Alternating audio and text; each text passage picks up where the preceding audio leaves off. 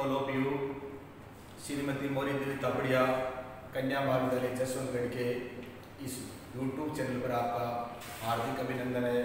इस चैनल को ज़्यादा से ज़्यादा लाइक, शेयर व सब्सक्राइब करते रहो ताकि आपको अपडेट वीडियो मिलते रहे।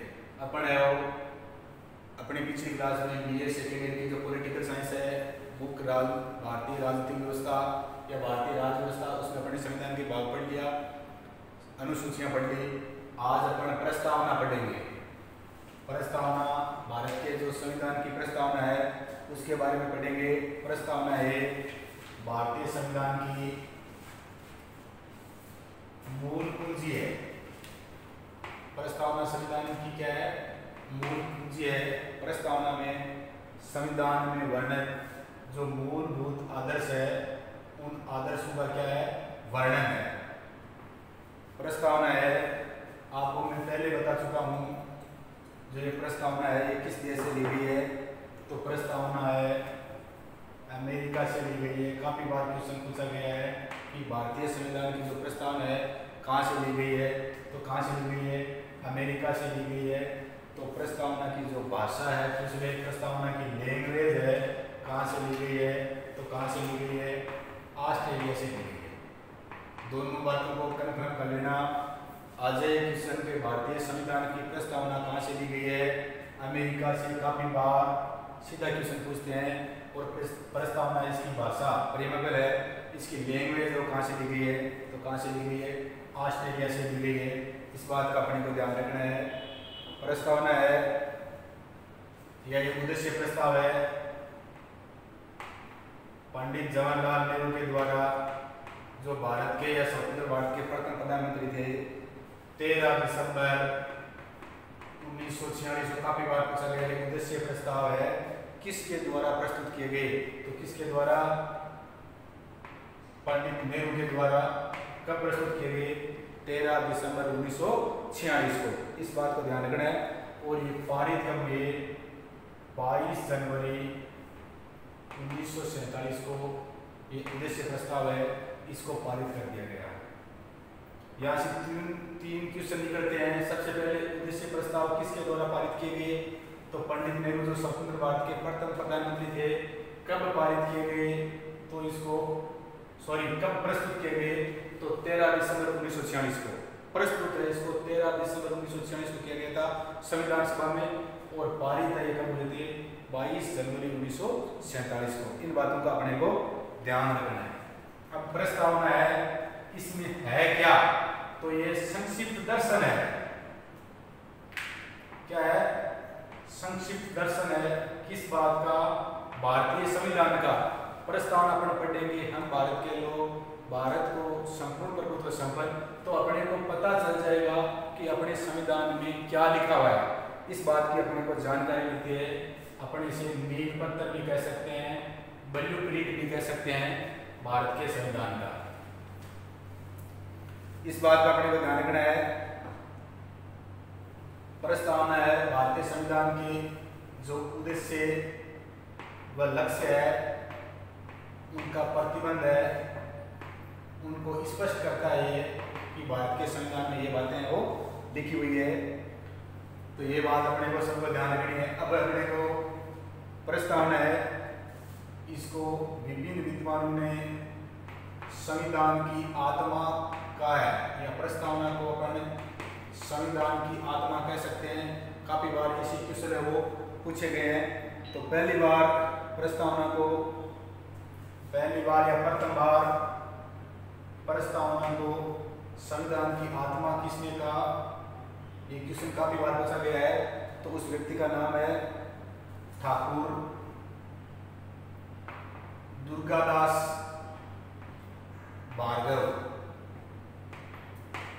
ठाकुर दुर्गादास भार्गव। इस बात का ध्यान रखना है। सबसे पहले, हालांकि भारतीय संविधान की जो प्रस्तावना या उद्देशिका है, इसको आत्मा कहते हैं क्योंकि इसमें संविधान का संक्षिप्त जो दर्शन है, हमारे को ज्ञान होता है उसका। परंतु इस संविधान की जो ये उद्देशिका है या प्रस्तावना है, इसको सबसे पहले है वो आत्मा शब्द इसका किसने प्रयोग किया? तो ठाकुर दुर्गादास भार्गव ने। काफी बारी क्वेश्चन आया हुआ है, इसका अपने को ध्यान रखना है। अब उसके बाद में अपने एक सर्वोच्च न्यायालय के मुख्य न्यायाधीश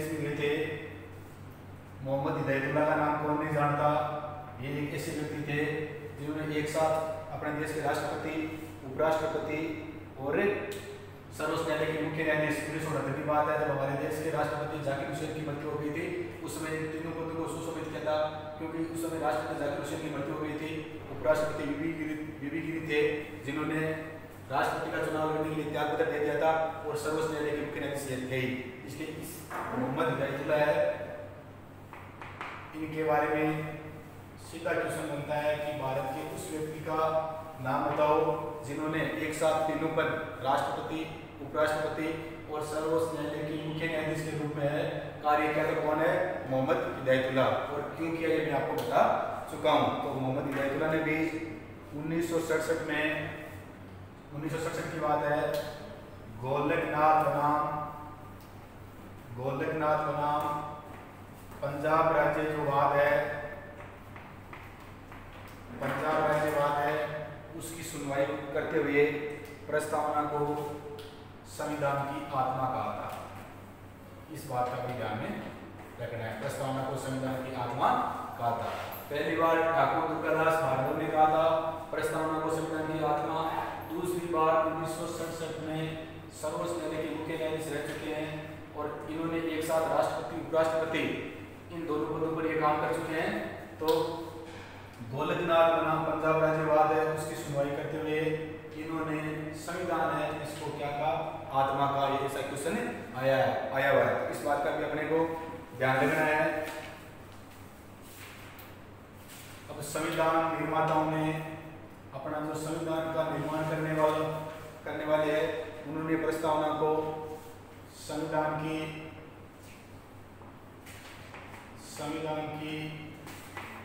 कुंजी, चाबी या की का है।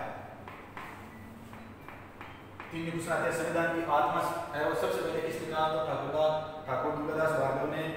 फिर किसने कहा? तो मोहम्मद हिदायतुल्लाह ने, जो मुख्य न्यायाधीश रह चुके हैं। और जो संविधान निर्माता थे उसने प्रस्तावना को संविधान की कुंजी, चाबी या की कहा है। अब देखो बारकर ने, एक विचारक अंग्रेजी विद्वान बारकर, जिसने प्रस्तावना को संविधान का कुंजी नोट का है। सीधा क्वेश्चन पूछा जाता है कई बार कि प्रस्तावना को संविधान का कुंजी नोट किसने कहा? तो किसने कहा? बारकर ने कहा था। इस बात का अपने को ध्यान रखना है।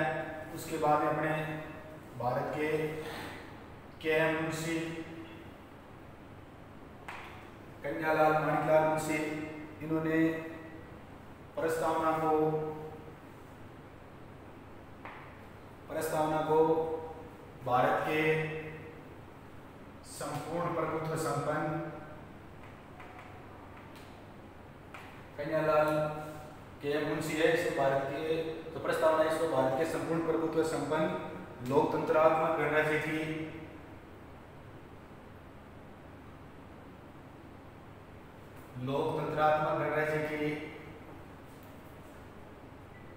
जन्म कुंडली या भविष्य फल का है।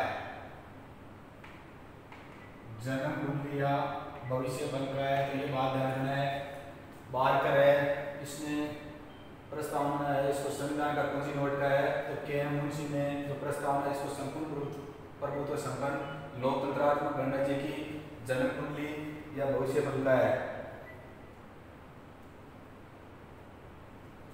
इस बात का अपने ध्यान रखना है। तो विभिन्न विद्वान है, इसने प्रस्तावना के बारे में विभिन्न बातें कही है, इन बातों का अपने को ध्यान रखना है।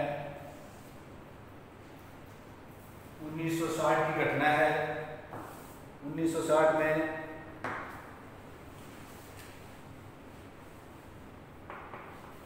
बेरोजगारीवाद, पंडित नेहरू उस समय देश के प्रधानमंत्री थे। 1960 में बेरोजगारीवाद जो निर्णय है सुप्रीम कोर्ट का, उसके अनुसार प्रस्तावना है संविधान का भाग नहीं है। पूछा गया है किस वाद के अनुसार या किस निर्णय के अनुसार प्रस्तावना हो संविधान का भाग नहीं है। तो 1960 में जो बेरोजगारी यूनियनवाद जो निर्णय है उसके अनुसार प्रस्तावना इसको संविधान का क्या नहीं माना गया है, भाग नहीं माना गया है। काफी बार ये क्वेश्चन पूछा गया है, उसमें आपको 4 ऑप्शन दे देंगे और क्वेश्चन देंगे कि प्रस्तावना को संविधान का भाग किस बात के अनुसार नहीं माना गया है या किस निर्णय के अनुसार नहीं माना गया है। तो इसका ध्यान रखना आपने। 1960 का जो फेब्रुआरी यूनियनवाद निर्णय है, पंडित नेहरू देश के प्रधानमंत्री थे और उस निर्णय में प्रस्तावना को संविधान का भाग नहीं माना था। 1973 में केशवानंद भारती बनाम जो केरल राज्यवाद था, संपत्ति अधिग्रहण से संबंधित है। तो 1973 का केशवानंद भारती बनाम केरल राज्यवाद, इसमें है वो प्रस्तावना है संविधान का भाग है।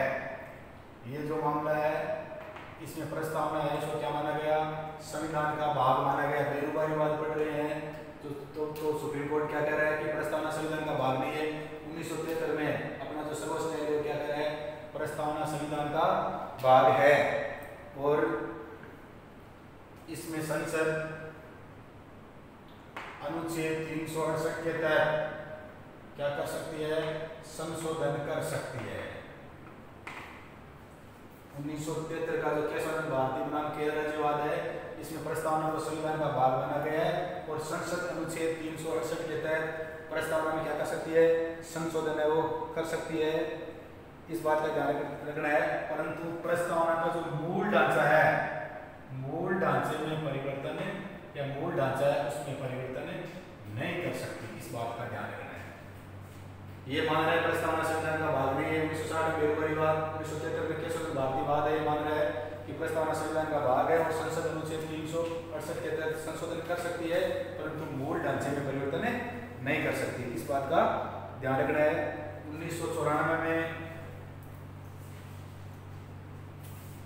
1994 की घटना है एसआर बॉम्ब विवाद।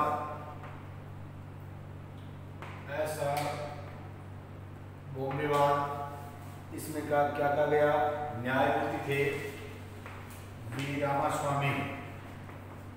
ऐसा तो बॉम्ब विवाद है, न्यायमूर्ति थे वी रामास्वामी और वी रामास्वामी ने कहा कि प्रस्तावना संविधान का अभिन्न अंग है। प्रस्तावना संविधान का क्या है, अभिन्न अंग है और इसमें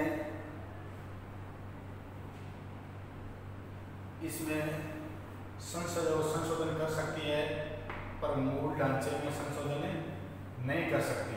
वही बात 1994 में जो ऐसा बॉम्ब विवाद है ये बात कर रहे हैं। अब प्रस्तावना में संशोधन हुआ है क्या, तो प्रस्तावना में मात्र एक बार 42वां संविधान संशोधन कब हुआ, 1976 में। किसके समय, प्रधानमंत्री इंदिरा गांधी के समय। उसमें अपने देश में आंतरिक आपातकाल लगा हुआ था, आंतरिक अशांति को लेकर, और उस समय प्रस्तावना में संशोधन हुआ है। 42वां संविधान संशोधन 1976 में इंदिरा गांधी के समय प्रस्तावना में मात्र एक बार वो संशोधन हुआ है और प्रस्तावना में 3 नए शब्द जोड़े गए, समाजवादी, पंथ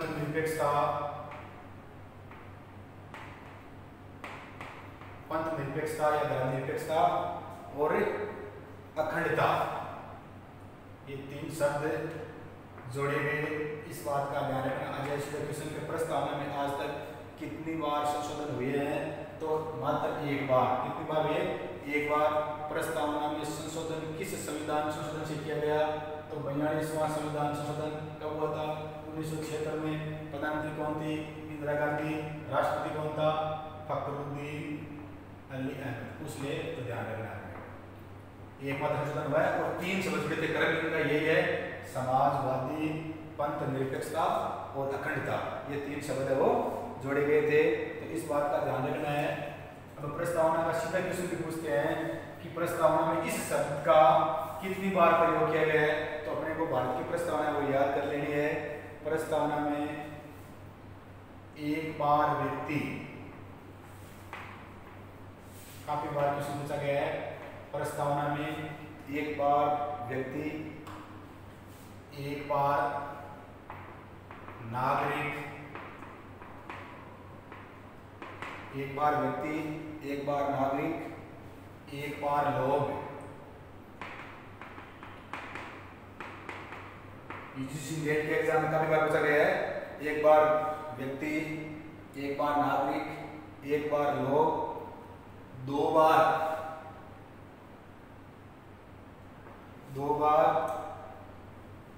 भारत शब्द का प्रयोग किया गया है। इस बात का ध्यान रखना है, तो बोल के याद लेना है। भारत के लोग, भारत को एक स्वतंत्र संपन्न समाजवादी पथ निरपेक्ष, इस प्रकार से याद लेना है। एक बार व्यक्ति, एक बार नागरिक, एक बार लोग और दो बार भारत शब्द है, इसका प्रयोग किया गया। काफी बार क्वेश्चन पूछा गया है। सीधा जो यूजीसी नेट का फर्स्ट पेपर होता है उसमें पूछते हैं प्रस्तावना में व्यक्ति जो शब्द है उसका कितनी बार प्रयोग किया गया है। भारत की प्रस्तावना में नागरिक शब्द कितनी बार आया है। भारत की जो प्रस्तावना है इसमें लोग जो शब्द है उसका कितनी बार प्रयोग किया गया है, और भारत शब्द है इसका कितनी बार प्रयोग किया गया है। ऐसा काफी बार क्वेश्चन पूछे गया है। अब प्रस्तावना में 5 प्रकार की स्वतंत्रता, भारत की प्रस्तावना में भारत के नागरिकों को 5 प्रकार की स्वतंत्रता दी गई है। विचार,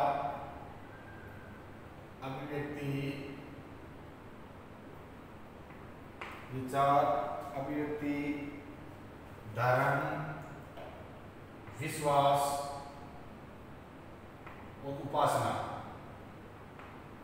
सीधा क्वेश्चन इसी से पूछते हैं कि भारतीय नागरिकों को प्रस्तावना में कौन सी स्वतंत्रता नहीं दी गई है, तो इसको छोड़कर विचार, अभिव्यक्ति, धर्म, विश्वास और उपासना इसको छोड़ दे तो फिर वो स्वतंत्रता नहीं आएगी। या प्रस्तावना में भारतीय नागरिकों को कितनी स्वतंत्रता दी गई है, तो 5 प्रकार की विचार, अभिव्यक्ति, धर्म, विश्वास और उपासना। प्रस्तावना में 3 प्रकार के न्याय की बात की गई है। 3 प्रकार के न्याय की बात की गई है। सामाजिक, आर्थिक और राजनीतिक। क्वेश्चन काफी बार पूछा गया है। प्रस्तावना में इनमें से किस न्याय की बात नहीं की गई है, तो धार्मिक आ जाए और कोई आ जाएगा, उसमें सम्मिलित नहीं है। 3 ये सामाजिक, आर्थिक और राजनीतिक न्याय। इसका क्वेश्चन है वो काफी बार पूछा गया है। समानता,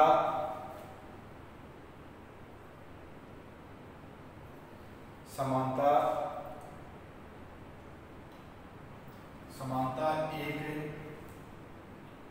अवसर देती है अपने को, तो इसमें प्रतिष्ठा है, समानता है, एक अवसर है देती है, तो इस प्रतिष्ठा का प्रस्तावना में क्या है उल्लेख किया गया। तो ये अपने को ध्यान रखना है। 5 प्रकार की स्वतंत्रता है, 3 प्रकार का न्याय है, समानता है, ये भी अवसर की है, प्रतिष्ठा है, और ये एक प्रकार का ही है। तो इन बातों की बात है वो की गई है।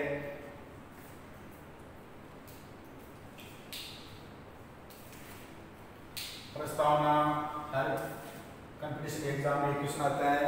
तो अवसर की समानता ही, जो अवसर की समानता है ये क्या करती है, प्रतिष्ठा प्रदान करती है।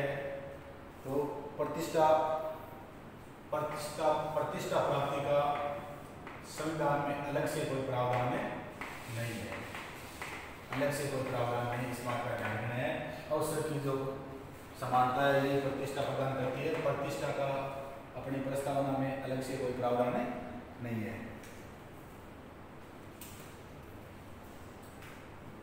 प्रस्तावना में व्यक्ति की गरिमा व राष्ट्र की एकता व अखंडता सुनिश्चित करना एक संकल्प है। व्यक्ति की गरिमा,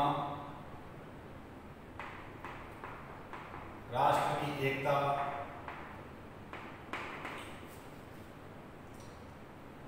व अखंडता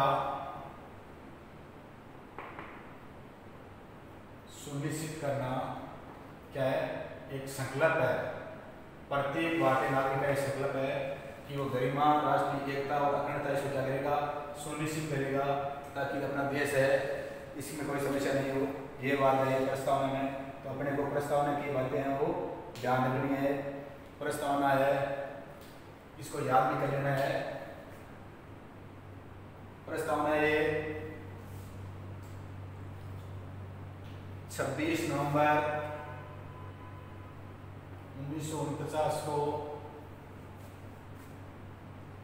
26 नवंबर 1950 को है इसको स्वीकृत किया गया था और लागू हुई थी 26 जनवरी 1950 के दिन। इन बातों का अपन को ध्यान रखना है और ज़्यादा जानकारी के लिए प्रस्तावना इसको पढ़ लेना। ऐसे क्वेश्चन अगर समय समय पे आए हैं यही पूछा जाता है इसमें। धन्यवाद। अब अपन आगे वाली क्लास में बैठेंगे, तब तक इस वीडियो को ज़्यादा से ज़्यादा लाइक शेयर और सब्सक्राइब करते रहो। जय हिंद, जय भारत।